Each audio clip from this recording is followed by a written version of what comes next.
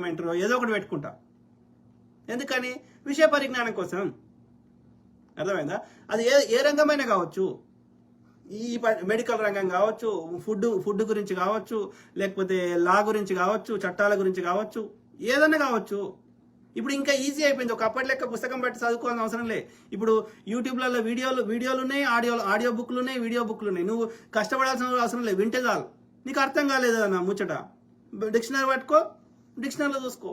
కాబట్టి విషయ పరిజ్ఞానం ఉంటే మనకు కొట్లాడడానికి కాన్ఫిడెన్స్ ఉంటుంది, చట్టపరంగా కొట్లాడడానికి అవకాశం ఎక్కువ ఉంటుంది, అది బెటర్ ఉంటుంది. ఓకే, ఇక బుద్ధి వాడికి గుణం బాగాలేదు, స్వార్థపరుడు. చదువుకున్నవాడైనా స్వార్థపరుడు ఉంటాడు, కోనివాడైనా స్వార్థపరుడు ఉంటాడు. స్వార్థపరుడు ఏం చేస్తాడు? చదువుకున్నవాడు స్వార్థపరుడు ఉన్నాడు అనుకో, వాడు ఇంకా ఎక్కువ మంచిగా మోసం చేయగలుగుతాడు. ఎందుకంటే వానికి అన్ని ట్రిక్స్ తెలుసు కదా, వానికి నాలెడ్జ్ ఉంది కదా.